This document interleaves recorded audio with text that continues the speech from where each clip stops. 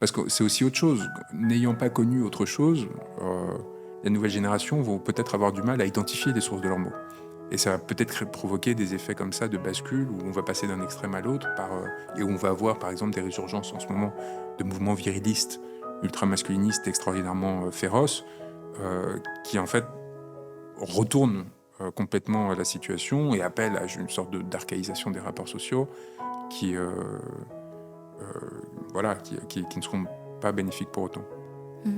Mais comme on est dans une société où c'est pour ou contre, enfin en tout cas on l'a été pendant très longtemps, vous voyez, je pense qu'aujourd'hui des espaces comme celui-ci ou d'autres permettent de rentrer dans des formes de subtilité et pas d'opposition frontale. Et à nouveau de réfléchir au sens littéral du terme, c'est-à-dire de se dire bon, ok,